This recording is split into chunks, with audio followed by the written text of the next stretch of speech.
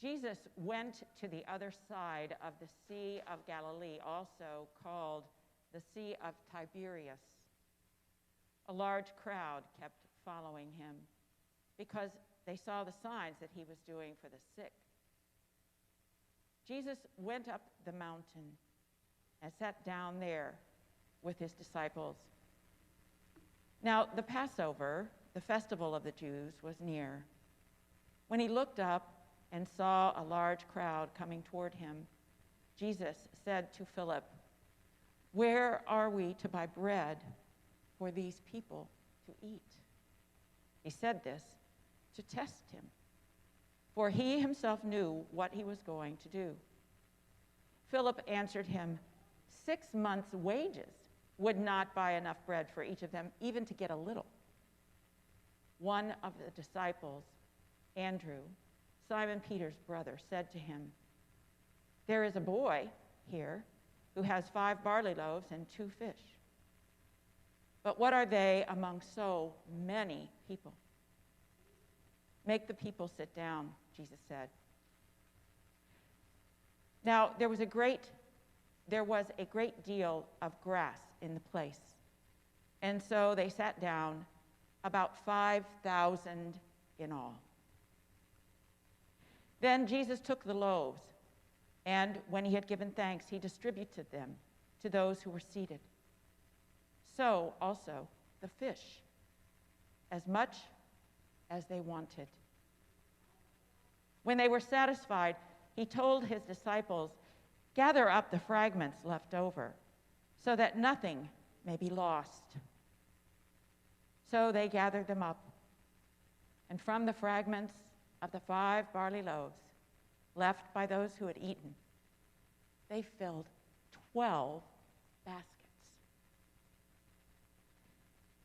When the people saw the sign that he had done, they began to say, "This is indeed the prophet who is to come into the world." When Jesus realized that they were about to come and take him by force to make him king, he withdrew again to the mountain by himself. When evening came, his disciples went down to the sea, got into a boat, and started across the sea to Capernaum. It was dark. It was now dark, and Jesus had not yet come to them.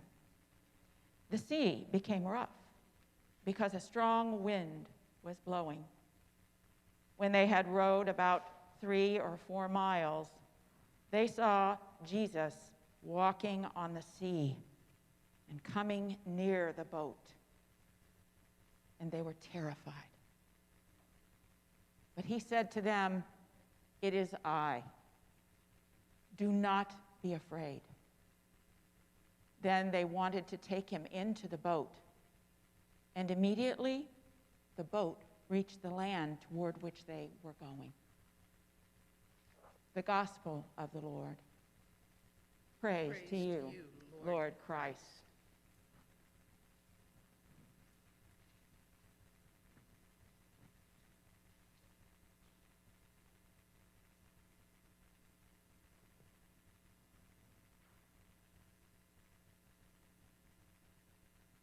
Please be seated, except the children.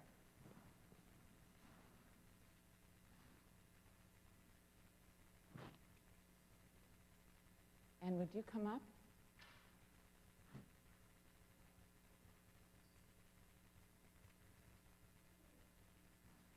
And Esther, could you give Suzu and Hudson to Tori? And I have a tray of bread and fish in the back. Could you bring that up? Oh, yes. On the table, as you come in, on the right side, Charles is pointing to it.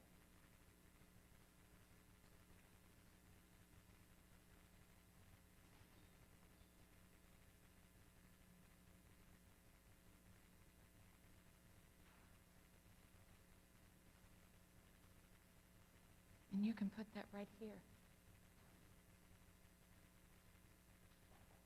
Thank you. So,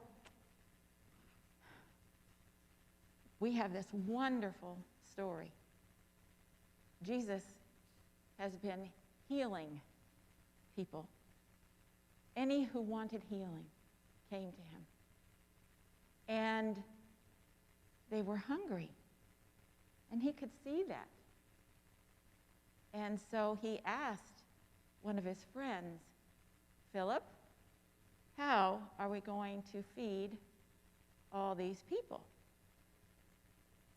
And Philip was despondent because he could not see a way to feed all these people. So I was wondering, how much bread do you have in your grocery basket when you go to the grocery?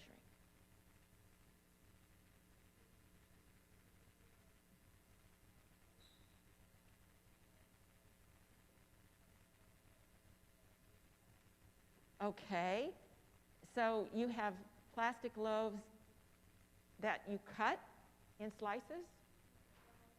Oh, they're already cut and in plastic wrap.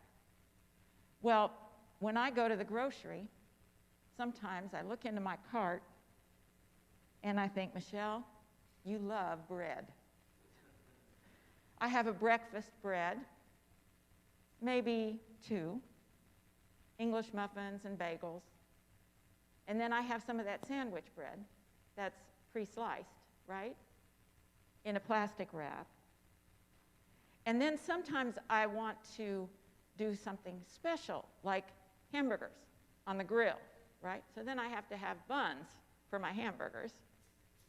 And then sometimes, when I have time, I like to bake bread, cinnamon bread. And so I have the ingredients, flour, eggs,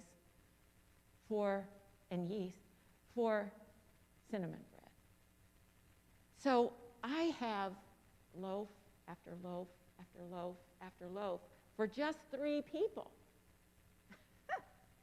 So how many loaves do you see here?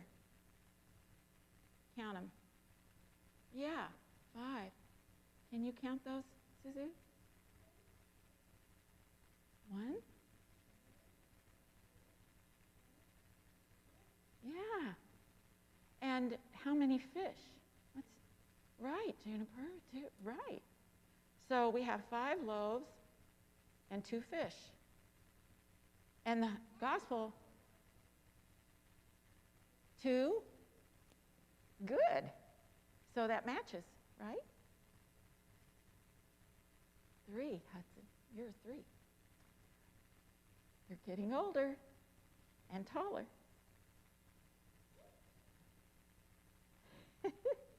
So it says in the gospel that the smallest of children had 5 loaves and 2 fish. And he brought them to the disciples to give to Jesus. He brought what he had, right? All he had. Probably his mother had packed it for lunch. So what did Jesus do?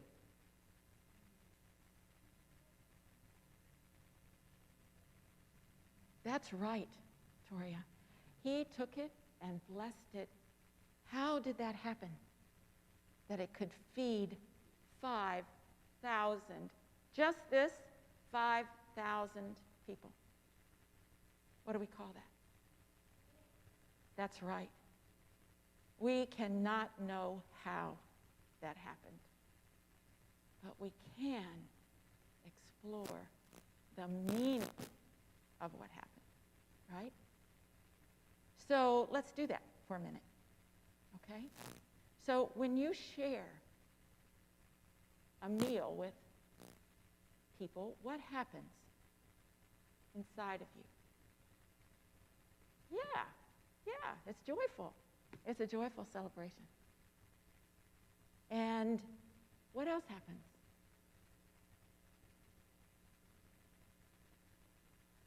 We talk. We get to know each other.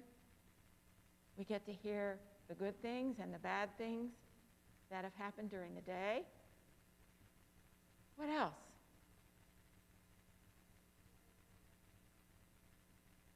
Right.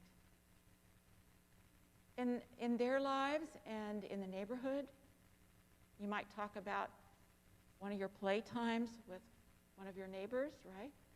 How that went. You might talk about something going on in the world,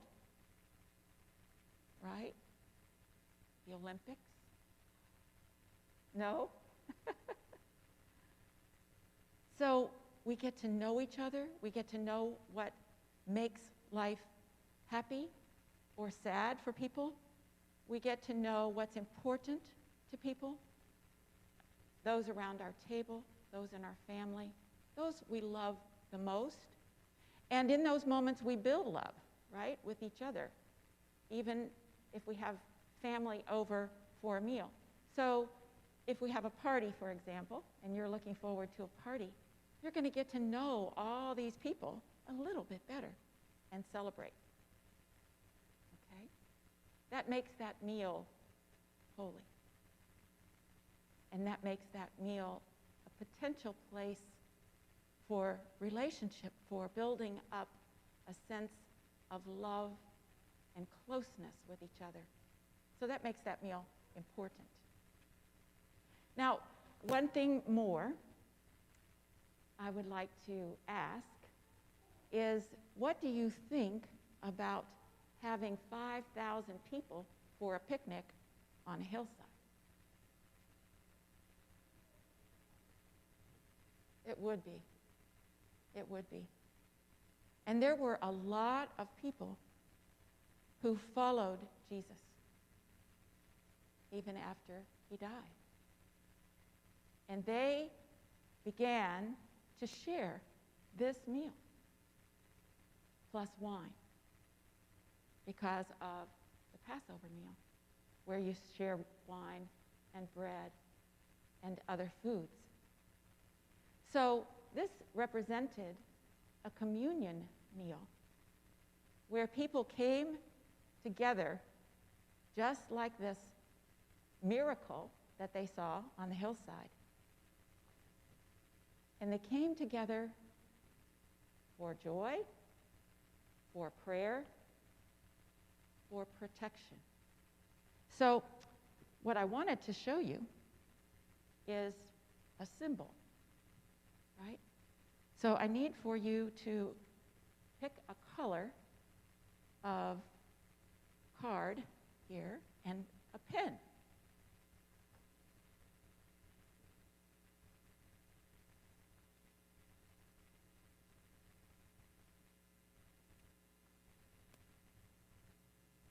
Suzu, would you like to have a card and a pen? And Hudson, I am going to change out for this. You can, yes. I'm going to give you my pen. And you can have the blue pen too, all right? But I'm going to give you my pen so that it will work on that dark. So sometimes the family of God would celebrate this meal of bread and fish, and when it got dangerous, they would protect each other. And they had a symbol of fish because of the communion meal. And in order to know whether one another, if they met a potential friend, a brother or sister in Christ, they would make this sign of the fish. But it was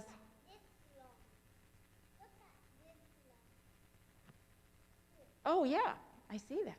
Well, I'm going to have you make another line. And what I want you to do is draw 1/2 of the fish. So just like that. Okay. Can I help you?